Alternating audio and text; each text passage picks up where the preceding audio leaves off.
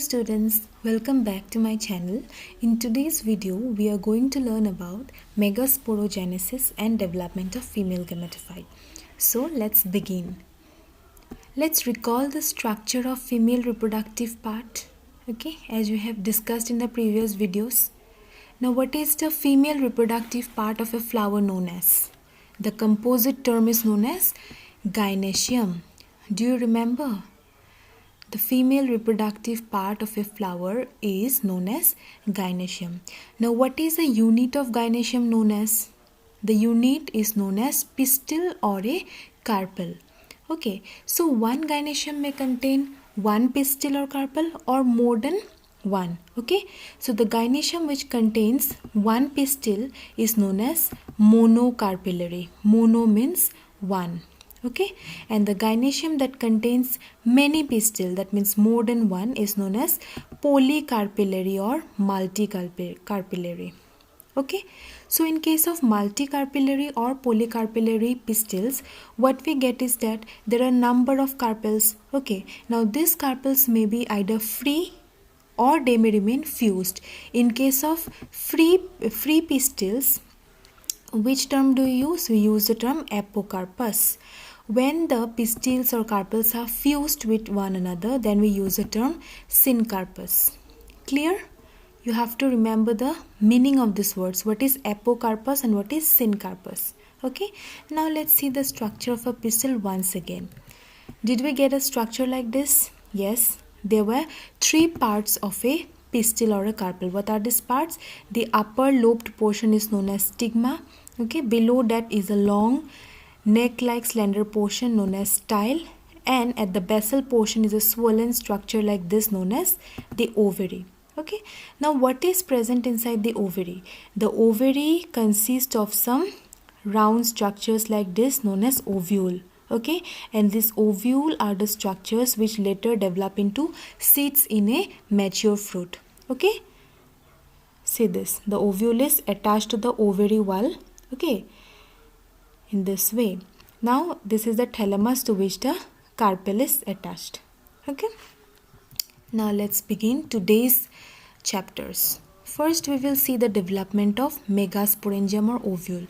Now in plant embryology, ovule is known as megasporangium, so do not confuse with the terms. Okay, now there are different types of ovules or megasporangiums in an angiosperm, but the most common, that means more than 80% of the angiosperm contain this type of ovule. Okay, and this type is known as anatropous type. Okay, now let's see the concept of this type of ovule. Okay, what do you say this? There are two parts. This one is the ovary wall. Suppose this entire thing is the ovary wall. Okay, from this ovary wall we get this structure starting from the yellow part. Okay, this whole structure is known as the ovule. Okay, and this ovule is attached to this ovary wall through a small tissue. Do you see, notice this red color tissue, red marked tissue? This tissue is known as placenta. Okay, so what is a placenta? The placenta is a tissue by which the ovule attaches itself to the ovary wall. Okay, now see here, this is the opening portion. Okay, and this is the end portion. What do you see here? The opening or the upper portion is at the down part. Okay, and the basal portion is at the up part. That means we can say the ovule is inverted.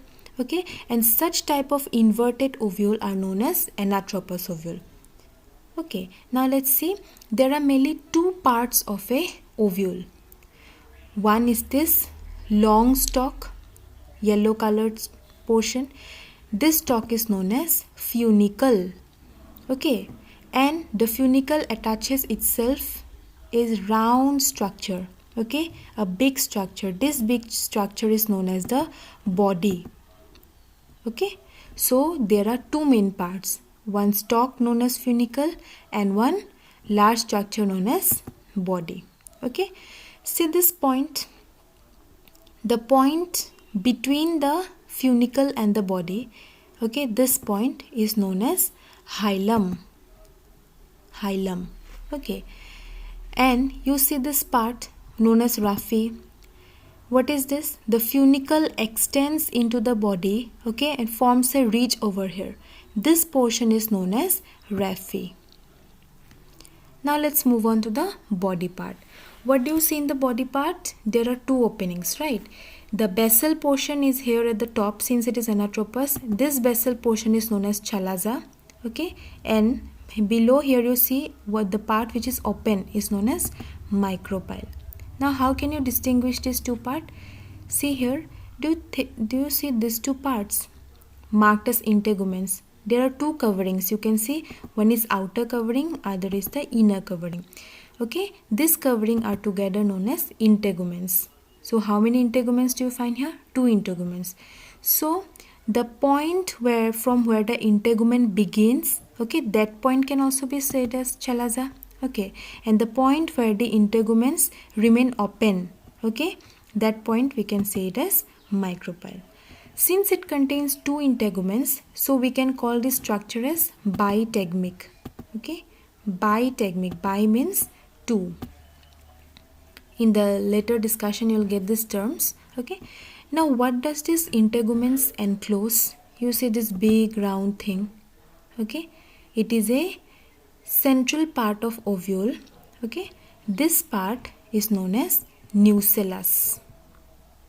Okay, here you can see this big thing. This big thing is known as nucellus. Okay, now what happens in this nucellus? This nucellus at first contains a homogeneous mass of cells. All the cells are equal, but slowly when it becomes matured, what happens? One cell near the micropylar end becomes distinguished, become prominent. You can see here the red marked cell. Okay, so such type of distinguished cell becomes enlarged, and now it is known as megaspore mother cell. Okay, all the cells inside this, the cells of the nucellus were diploid. Therefore, this megaspore mother cell, or in short form MMC, is also a diploid cell, twice n. Okay, now what will happen in the later stages we will know. This MMC will undergo meiosis. Okay, as a result of meiosis there will be formation of haploid spores known as megaspores. Okay, so this was the basic concept. We will see the structure later on, the clear structure. The structure of anatropous ovule or the megasporangium as a whole can be learned very easily after we know the process of development of female gametophyte, it is embryo sac. Okay, now let's see this part. This nucellus is a very important thing. Okay, it provides nutrition to the growing embryo. Okay, to the embryo sac that contains the egg in it. Okay, so what is this nucellus? It is a central part of an ovule. Correct, it is located at the center of the ovule. Second point, it contains the embryo sac or female gametophyte. As I have told, this MMC will develop into megaspore. That megaspore will again develop into female gametophyte or embryo sac. Okay, now in some cases the nucellus may be thick. In that case we call it to be crassinucellar. Okay, in other cases the nucellus may be thin. In that case we will use the term tenuinucellar. Okay, these are frequently asked in the examinations. What are crassinucellar or crassinucellate ovule, and what are tenuinucellar or tenuinucellate ovule? So you have to remember this thing. Thick nucellus means crassinucellate, thin nucellus means tenuinucellate. Okay. Okay, so now let's see the process of megasporogenesis. Okay, the description and the note is given here. I'll explain it by using the diagram given here. Okay, now what is megasporogenesis? Megasporogenesis is the formation of megaspores from megasporangium or ovule. Simple. Megasporogenesis means formation of megaspores from megasporangium or ovule. So what we got in this previous diagram, okay, there was a nucellus. Inside the nucellus, one cell near the micropyle becomes prominent, that cell was known as megaspore mother cell or MMC. The cell was diploid. Remember one thing, whenever you are writing notes on embryology, you must always mark these two ends, okay? Which part is the chalaza and which part is the micropyle. Since we are using anatropous ovule, so we will mark the chalaza at the upper portion and micropyle at the lower portion. So now let's see the process of megasporogenesis. What will happen? First, this is the MMC, it is diploid. Okay, now this diploid MMC will undergo mitotic division. Okay, as a result of meiotic division, as a result of meiosis, what we get? We get 4 haploid daughter cells or daughter nuclei. Okay, so what we get? There was one cell and we got 1, 2, 3, 4. Okay, we got 4 haploid nuclei, and this each of these 4 haploid structure is known as a megaspore. Okay, since there are 4 and they are arranged together in this pattern, okay, in a linear pattern, we call it as megaspore tetrad. Tetrad means 4. Okay, now what will happen? 3 megaspores towards the micropyle will start degenerating. Okay, and the one on the only one which is present towards the chalaza will survive. The surviving megaspore is known as functional megaspore. So what we got? MMC produced 4 megaspores, okay, arranged linearly forming a tetrad. Out of the 4 megaspores, 3 towards the micropyle started degenerating and only 1 that remained towards the chalaza survived, and we call that surviving megaspore as functional megaspore. Okay, so here we got the formation of megaspore from MMC. Where is this event occurring? It is occurring inside the megasporangium or ovule. So this whole process is known as megasporogenesis. Okay. Now, in the next slide, we will see how from this megaspore a female gametophyte or embryo sac is developed. Okay, this whole process of development of female gametophyte or embryo sac from the megaspore is also known as megagametogenesis. The note is given in this slide, okay, but I'll explain using the diagram given below. Okay, you can have a look at the note. Now, what will be the beginning of female gametophyte? The beginning of formation of female gametophyte or embryo sac will be the haploid functional megaspore. It is N or haploid. Okay, we are marking the C and M part. Here C means chalaza and M means micropyle. Now what will happen? Okay, the nucleus of this megaspore will undergo 3 nuclear division only. Okay, now we know that in the process of mitosis there are 2 steps. One is karyokinesis, that is division of nucleus, which is followed by cytokinesis, that is division of cytoplasm. In this step, what will happen in the first step? There will be mitosis, okay, but the mitosis will involve only karyokinesis but no cytokinesis. As a result of karyokinesis, how many nuclei we will get? We will get 8 nuclei. Okay, there will be 3 karyokinesis. 3 karyokinesis of the megaspore will result in the formation of 8 nuclei. Okay, and they will be arranged this way. Now what will happen in the next step? How many nuclei we got? 1, 2, 3, 4, 5, 6, 7, 8. Okay, out of this 8 nuclei, 3 will move towards the chalaza. You can see this 3. Okay, they have moved towards the chalaza. The other 3 will move towards the micropyle. Here you can see move towards the micropyle. What is remain? 2 nuclei. These 2 nuclei will remain freely at the center. Okay, up till now there was no cytokinesis or division of cytoplasm. But in the next step, there will be cytokinesis around the nuclei present at the chalazal and the micropylar end. Okay, so since there were 3 nuclei at the chalazal end and there will be cytokinesis, so we will get 3 cells. Okay, and cytokinesis will also take place at the nuclei present at the micropylar end, so we will get another 3 cells. Okay, but there will be no cytokinesis at the central free nuclei. Now let's name it. The three cells that we got towards the chalazal end, okay, is known as antipodals. Very important. Remember these terms. Okay, and the three cells that are formed at the micropylar end, okay, is together known as egg apparatus. Now you can see in this diagram, out of these three cells at the micropylar end, the central one is bigger than the other two. Okay, this bigger central cell is known as egg. Okay, egg is surrounded by two similar type of smaller cells, okay, smaller than the egg. These are known as synergids. Egg and synergids together comprises the egg apparatus. Okay, so this entire thing is an embryo sac, or what do you say this? It is the female gametophyte. Now see, this type of embryo sac, okay, remember the characteristics. Chalaza is at the upper portion, micropyle is at the lower portion. Okay, this type of embryo sac has certain characteristics. Let's see what are these characteristics.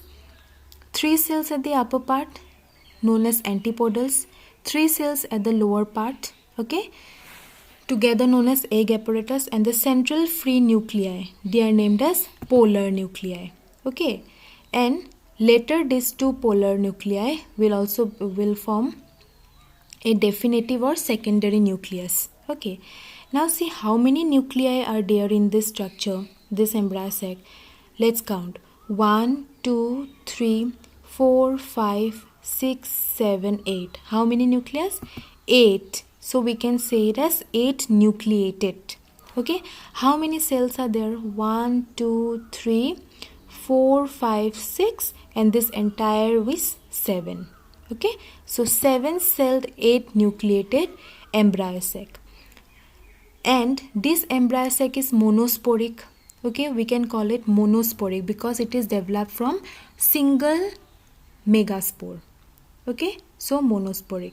So such characterized embryo sac is known as polygonum type of embryo sac. Okay, so this was about the process of megagametogenesis, which is quite simple. Okay, now let's see the structure of an embryo sac in a bigger picture, the one we have discussed recently. Okay, so we got this type of structure, right? An ovule shaped structure. It is having chalaza, okay, micropyle, 3 cells towards chalaza known as antipodals, 3 cells towards micropyle. Okay, the central bigger cell is known as egg cell. Egg cell is surrounded by 2 equal and smaller and similar type of cells known as synergids. Egg cell and synergids together comprises the egg apparatus. Okay, at the center we get 2 free nuclei known as polar nuclei. Okay, this is the structure of a polygonum type of embryo sac which contains 8 nuclei and 7 cells. It is also a monosporic embryo sac. Okay, so this is the structure of an embryo sac. If you are asked to draw the structure, this type of structure in the examination, you can draw this. And now we will move on to the structure of a megasporangium. Okay, now what kind of megasporangium are we talking about? We are talking about the most common type, that is Anatropous. Okay, so here I have given the diagram of Anatropous ovule. In the first slide itself, you have seen a structure like this. Okay, here there was a ovary wall. Okay, there was an ovary wall, and here was the placenta. Okay, from the placenta this stalk developed. Okay, what is the name of the stalk? Funicle. The stalk gives rise to a body like this. Okay, the point of attachment of the stalk to the body is known as hilum. Okay, funicle elongates to the body forming a ridge. Okay, it is shown in this way. This part is known as raphe. Okay, the point from where the integuments develop, or the basal portion of this body, is known as chalaza. The point where the integuments remain open, okay, or the opening part or the upper part of this body of ovule is known as micropyle. Okay, now this body contains a central part. The central part is known as nucellus. Okay, nucellus is surrounded by coverings. In anatropous ovule or the ovule we are discussing, how many integuments do we see? 2 integuments. So it is bitegmic. Okay, inside the nucellus what we find? An embryo sac. What are the parts of an embryo sac? Okay, there is antipodals, polar nuclei, egg cell, synergids. Okay, so this is the structure of an anatropous ovule. Okay, so the note of this structure is given here. You can follow this note, okay, in the above diagram when you are asked about this topic in the examination. Okay, so this was all about today's video. I hope that it's helpful to you all. Okay, and in the next video we are going to learn about the different types of ovules found in angiosperms. Okay, so until then, goodbye, and if you like my videos, please subscribe and share it among your friends. Okay, then goodbye.